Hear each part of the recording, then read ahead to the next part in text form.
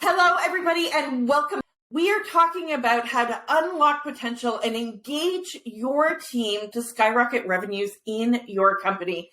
And I have with us today Unni Turrettini, who is amazing in the area of loneliness and human connection. So let me dive into a little bit about Unni, and then we'll get into some great questions and conversation.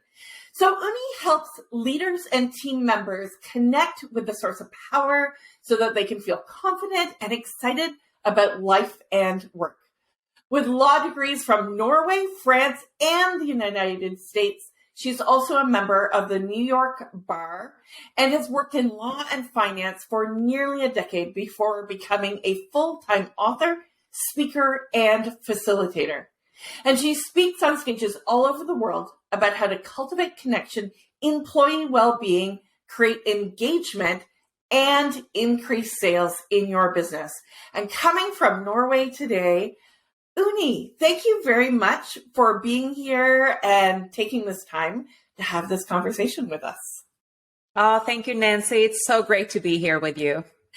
So I was listening to you on another event very similar to this, and your story about how you discovered loneliness and that lead to connection and belonging.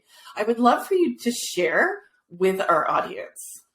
Yeah. So I was born and raised in Norway, but I never felt that I really belonged. We moved around a lot as a child, and I thought it was, due to that fact that, there was never I never had like one place in Norway where I felt at home.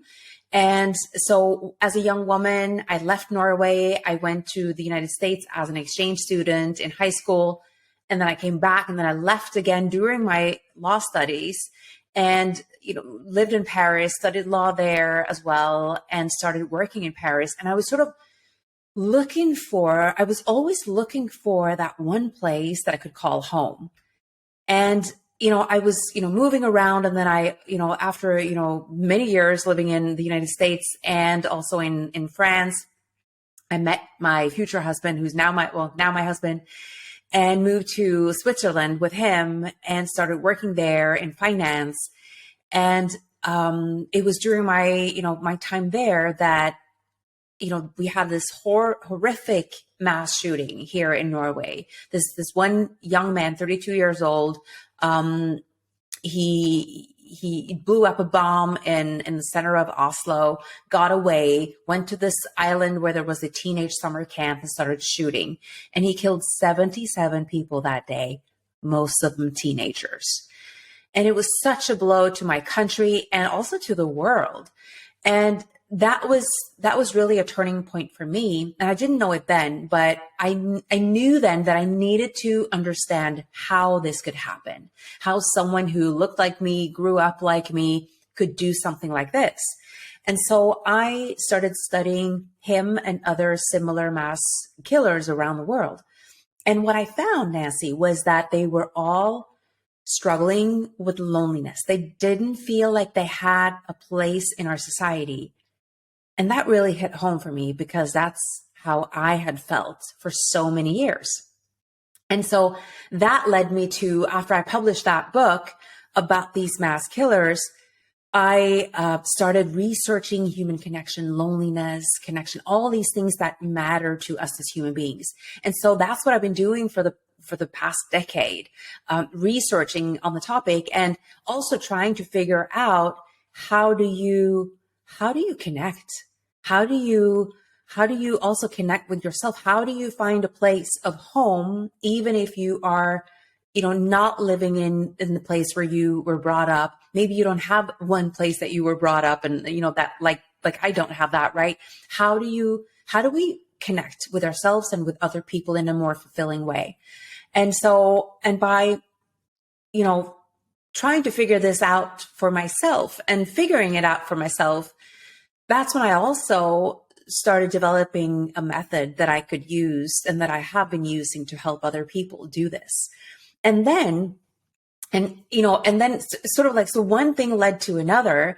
And then I started working with companies and organizations and helping them finding and creating a home for their people, right? Because if you look at it, I mean, if you today, I think the latest Gallup report, State of the Workplace report, states that 79% of all people globally are not engaged in their work, which means, by the way, if you're not engaged in work, you're also not engaged in your personal life, because we spend most of our waking hours working, right? So that means that you have it's a pretty miserable life. And also, according to McKinsey, 40% of all people, of all employees, are unhappy in their jobs, right? And they're actively looking for a new job. So that's a whole lot of disengagement and unhappiness going on. And it's deeply connected, I've found, with connection. I've been looking at these stats as well quite a bit, especially as I've been putting this event together.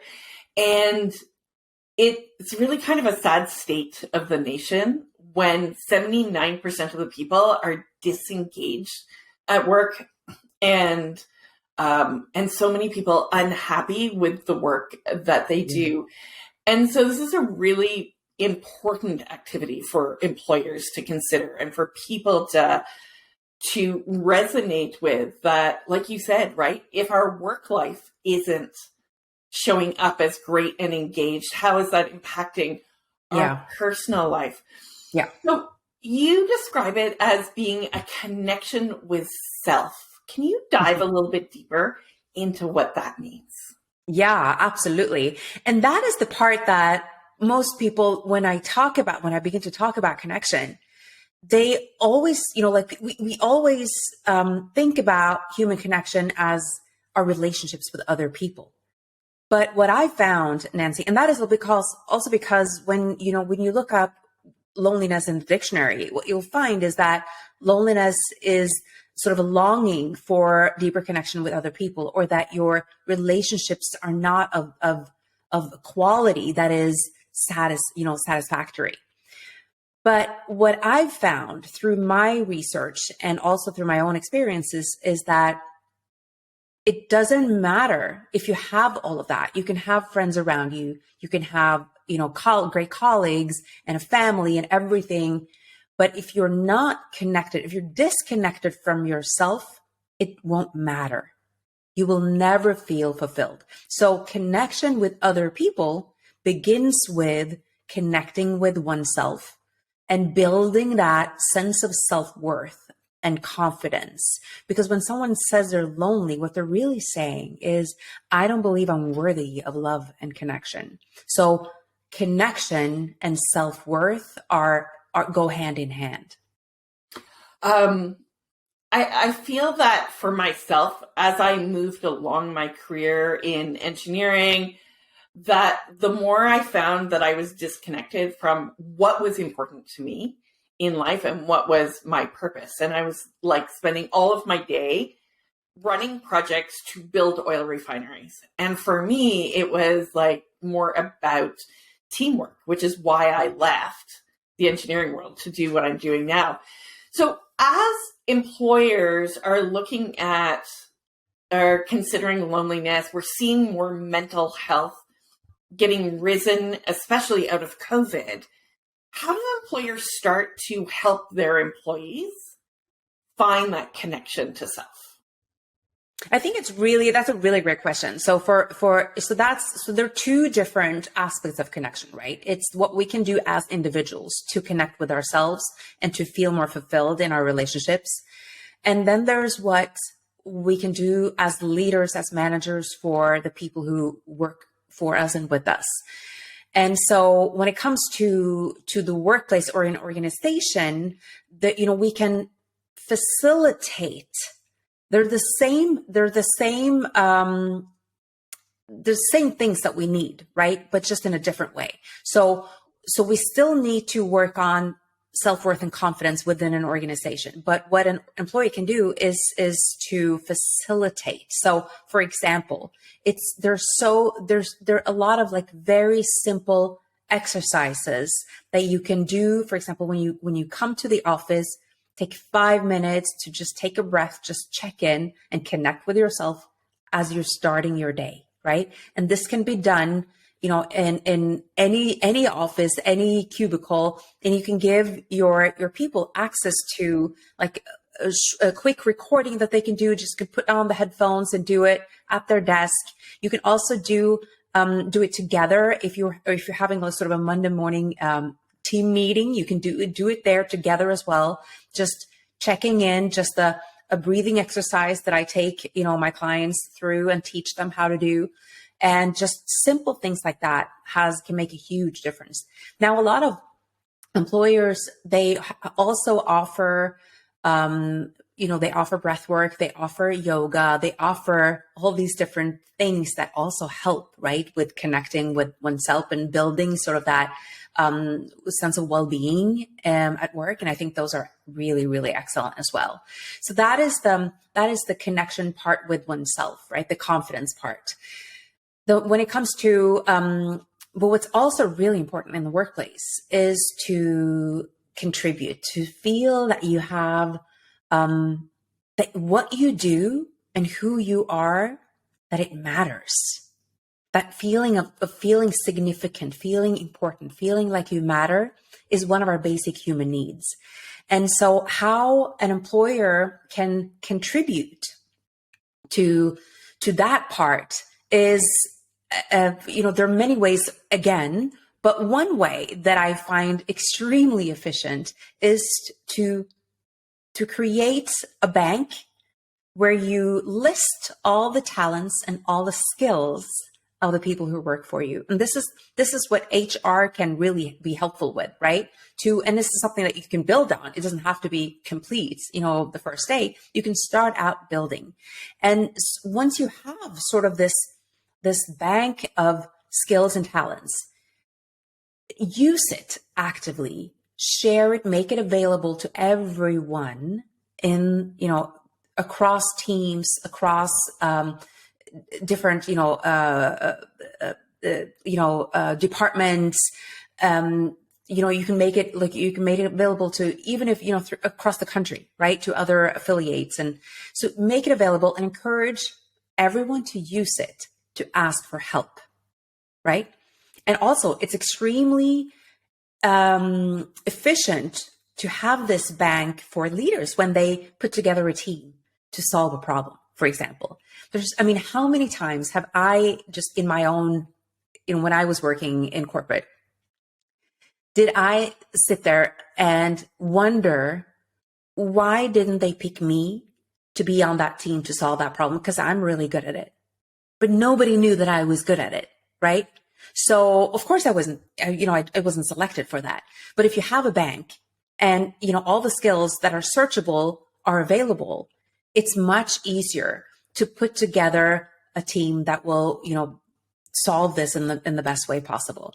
And it makes you feel seen, heard, and valued when you are used for your skills and your talents and you actually get to contribute solving something. It makes you feel really good. And also, when you think about it, 90% of all collaboration is in the workplace is done if somebody has asked for help. So we have to be better at asking for help. But a lot of people, like most people, that I talk to, they feel like, oh, I don't want to ask for help because it makes me look weak. It makes me look incompetent. And I don't want to admit that I can't do it. So like we hesitate to ask for help. But if we build a culture where it's encouraged to ask one another for help, that makes a huge difference. And also, if you're thinking that, I don't want to bother someone, I don't want to, intrude and bug them, I should be able to do this myself. Think about it this way. When you ask someone to help you out on a project, you're actually giving them a gift because you're making them feel seen, heard, and valued. So this contribution part is really, really big. I love that. The last company that I worked for, our boss kept always saying to, especially the younger people, as they were coming in, right, feel free to go ask and go interrupt people and say, hey, I need your help. what I really like is by having the bank of skills that people have, it gives people this insight into what others like to do, right? Because often we focus on gain skills in what we enjoy doing. And it gives people a chance to connect around those skills. Yeah. And so one of the things, though, that I have seen in life, and I'm curious to know how you would recommend, is we sometimes put people into a job. They gain the skills, but they really don't like it. And then when you try and connect with them, it doesn't come out as generous as it could be because they're not internally connected. How do you help people who potentially end up in this situation where they built a skill, but it's just like, you know what, I can do that, but I really just don't enjoy it? So if I'm understanding the question correctly, the question is, if you have learned a skill, but that's not something that you enjoy doing, but you are sort of forced to do it in your job. Is that the question? Yeah, essentially, right? It's become something that you've done over and over. I've had several employees who've worked for me who have struggled in their career because they ended up in positions that they just didn't enjoy. They could do it, but they didn't enjoy it. And so how do you help transition those people into places where they see themselves as enjoying it, where they can connect to the work that they're doing? Oh, great question. So I think there's several parts of this question that I want to address. The first one is, if we are doing tedious work that we perceive as tedious work, that is repetitive and a bit boring, and we're not receiving recognition for it, that's when the work can feel like a burden to us. I think any work where you receive recognition, where your manager, your boss, your team members, they encourage you and they make you feel like, oh, what you're doing is really, really important. Like you are they make you feel good about what you do. It is also a lot easier to do that job, first of all. So that's one part of it, right? That because some things, like not all, I mean, when I was working as a young lawyer at a big law firm, I mean, I did so many boring tasks, right? I mean, like really tedious, and just scanning through documents, thousands and thousands of pages, not the most fun thing. But I knew that, you know, the lawyer who was in charge of me and responsible for my work, they let me know that what you're doing is it's crucial to our case. Like you're looking for that one thing that can make us win this, right? So when you know that what you're doing is so important, I stayed, you know, I don't know how many all-nighters I pulled, right? And feeling so good about like what I'd actually done because my work helped. So you can still make people feel like they're valuable and they're seen and they are important, right? Even if the work in itself is tedious. Now, when it comes to, of course, we all need personal growth. We need to feel that in a job that we can advance, that we can grow into something different, that we can use different parts, because we have so many skills and talents and potential things that we want to explore. All of us, right? It's part of that personal growth. So we need to feel that there is space and that it's encouraged for us to grow and evolve into a different position. I think what's important here is it starts with you as the, you know, if you feel that this is not something that I want to continue doing, like in my case, I knew I didn't want to scan thousands and thousands of pages of documents the rest of my life, right? I knew that was the passage that I had to go through. But I was also very clear on where I wanted to go, right? So you set a goal for yourself.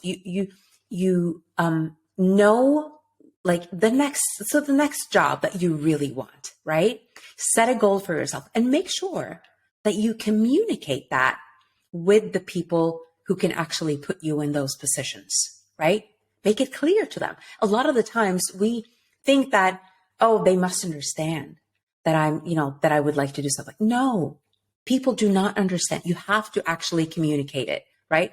And while you are doing that, while you are sending out those signals and you are, very clear in your own intentions, focus on doing the best possible job where you are, even still, like with your heart, like go into even the most tedious tasks, like even like when I'm home and I do the dishes, I'm like, okay, now I'm going to do the dishes. And I take it almost as a spiritual practice, Nancy, where I'm so in the present moment doing the dishes. And I'm so happy about doing that job because like afterwards it's going to be spick and span and it's going to, be beautiful in my home. Right. So I'm like, I know that it's not the most exciting job, but I try to do everything that I do. Like I have a list of things that I do every day and I try to like, okay, this is the next part. And I really just focus on that next part. Because when you do that, when you go full in on all like on the different things, that's on your plate in your job, people notice. Your leaders will notice. And if they don't, right, then you're probably not in the right place. And you should, eventually start looking for a new job, a new company, right? But people do notice. And when you give value, when you show up and you are enthusiastic about the job that you do right now, even if it's not the most exciting thing that you do, you will move on from that. But I think it's important to start where you are and just have that intention of where you want to go and communicate. The thing that I heard that I loved most about it is like just being present and connecting to the value of that work at that moment. And that resonates with me, right? Because when you can be intentionally present and be like, okay, what is the benefit of doing this work? That connection to, okay, from a lawyer reading through pages and pages of documentation, is like, can I find that one little line in here that's going to make a huge difference in an organization? I think people need to recognize that is critical. One of the things that I'm curious is Gallup says, right, that we have 79%, like this massive amount of people who are disengaged. Yeah. Have you noticed that in leadership as well? Like, I'm assuming it's not just the workers, right? But if leaders are disengaged and even the owner or the head of the company, what do you see in loneliness or that connection up in that level of the organization? Yes, great question as well. And this is something that we actually don't talk about. But there was a recent study here in Norway where they looked at, I think most of the organizations and companies in Norway, and that loneliness and the leadership. And loneliness was one of the top struggles that all leaders in Norway are dealing with right now. And that really, and I mean, it didn't surprise me, but it surprised a lot of people, right? Because this is not something, and I actually think that the loneliness numbers are, they say in the US that 3 out of 5 American adults are dealing with loneliness. I think the numbers may be even higher because loneliness is not something that we want to admit, right? And especially the higher up you come in the hierarchy and leadership, it's like, who am I to complain? Like, I have an amazing job. Like, a lot of people want to be in my position, right? You may have a family, you may have friends, you may have it all. Your life looks pretty good from the outside, but you still have this sort of like feeling of not being fulfilled, not feeling, maybe you lack that sort of sense of purpose as well. Purpose and loneliness are also linked. We need to feel that what we're doing is really important. And that also goes back to when you're doing tedious work, right? Like that, finding that one line and the thousands and thousands of pages of documents, when it's communicated to you that what you're doing actually is really important and you have a purpose, and you're brought on to that we're together in this. Like we are all working together for one goal, right? And leadership, they have like nobody is inspiring and motivating leadership, right? Their job is to inspire and motivate everyone else. But who's taking care of leadership? And in the traditional leadership training, that at least what I've seen, I haven't seen it all, but I've seen a lot of it. They don't deal with the sort of the personal development for the leaders and talking about the fact that, hey, I think chances are pretty big that you are disconnected from yourself. Because what happens also, especially with a lot of responsibility and also with all this uncertainty in this world right now. I mean, if the past 3 years have taught us anything, it's that we're living in an age of uncertainty, right? And this uncertainty affects all of us, especially if you have a lot of responsibility, because maybe you have to, maybe you worry that you have to let go of a lot of people. That's what's happening right now, right? And you have all this like pressure and responsibility. And that puts you in a state of survival mode. And when you're in survival mode, you actually, you shut off a big part of your brain that you don't have access to anymore.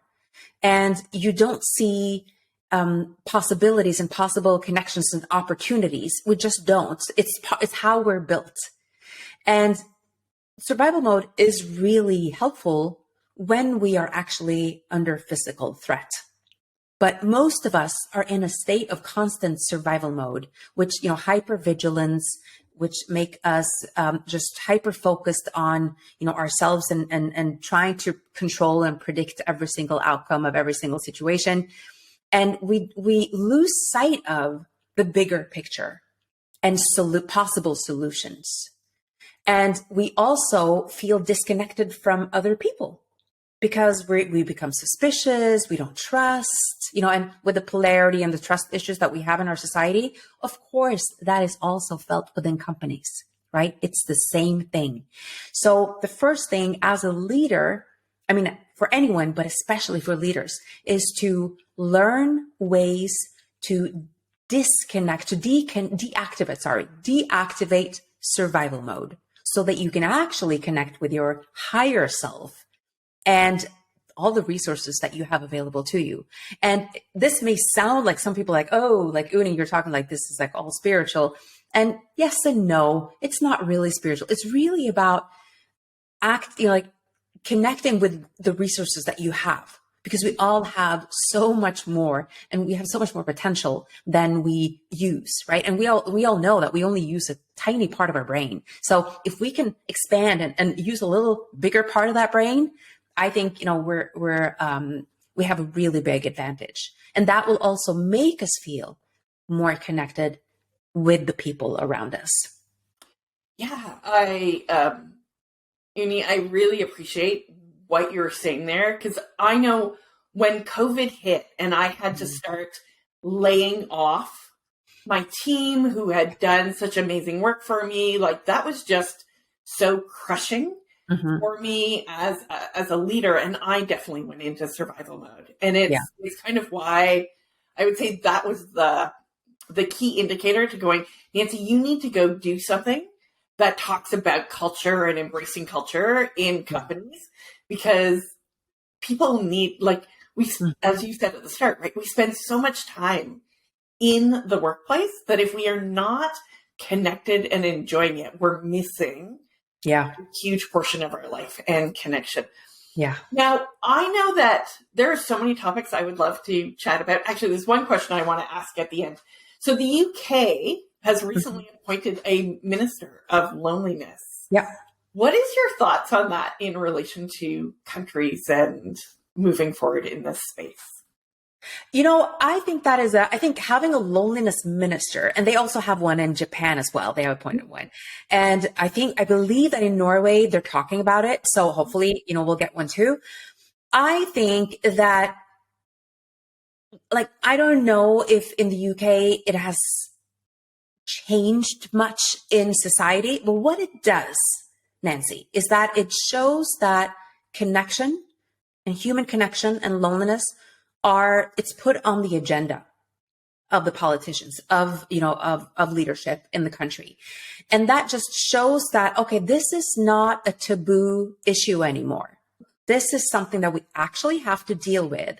And I think it's a great, it's a great invitation then for leaders in companies to, okay, if the government says that this is really important, then, we can take this and run with it and try to create, cultivate connection in the workplace as well. And if you think about it, if we can solve and transform the workplace into a community where people actually want to be, we have solved a massive part of this loneliness epidemic, because we spend most of our working hours at work, right? Whether we are, working from home, through screens, or whether we are physically in the office, if we solve that and everybody just wakes up in the morning and they're so excited to get to the, to get to work and to log on and have that team meeting, we've done so much already. So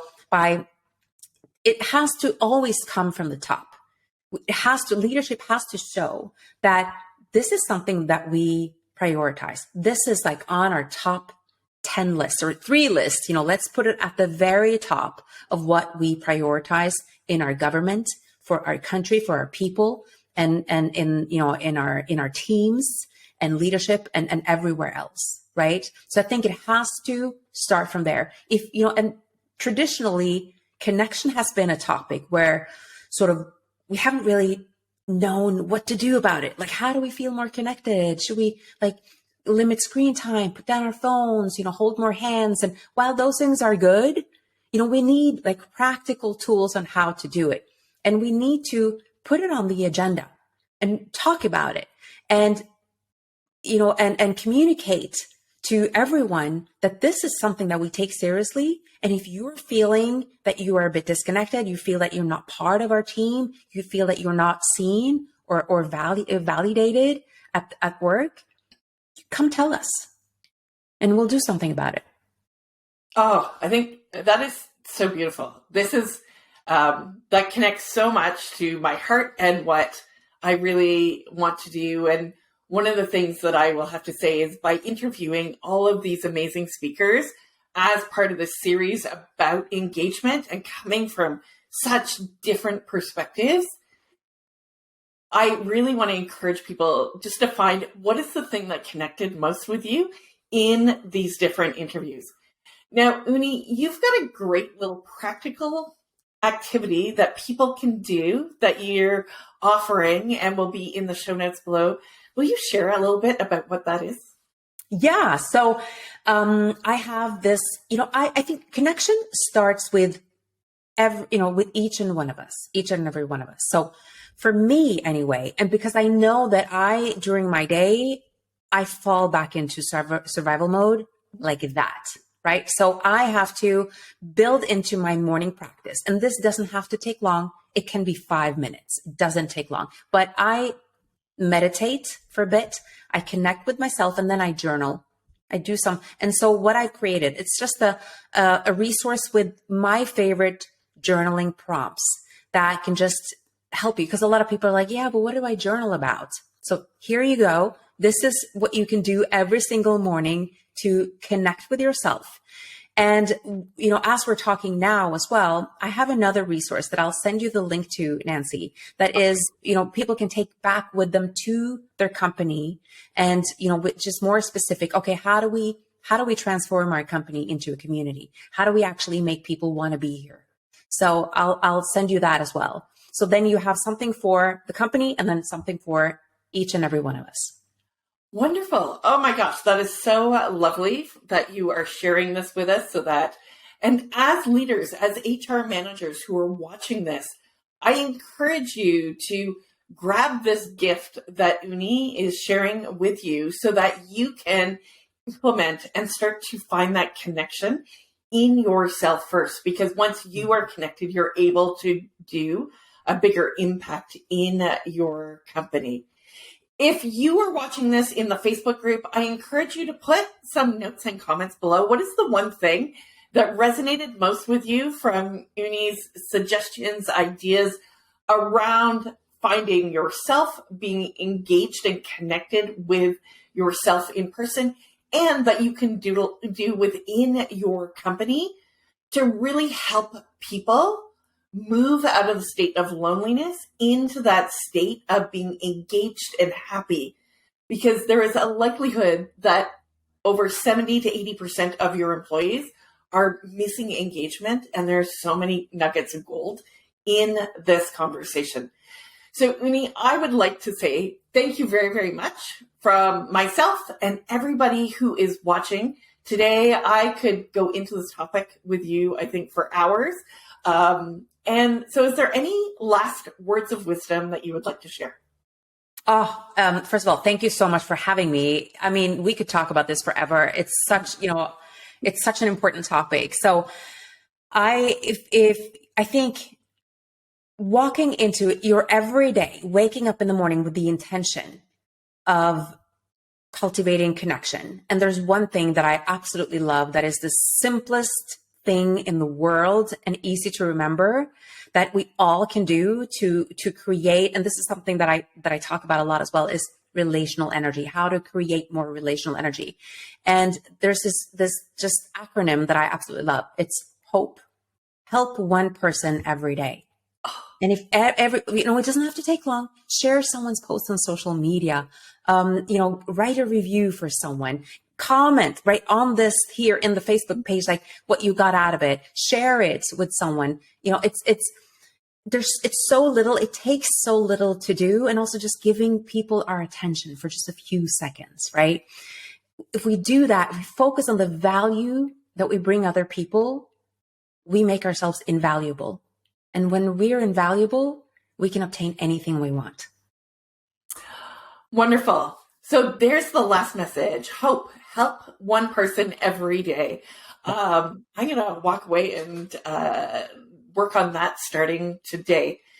So if you want to find and invite Unni to work with you in the future, where can we find you?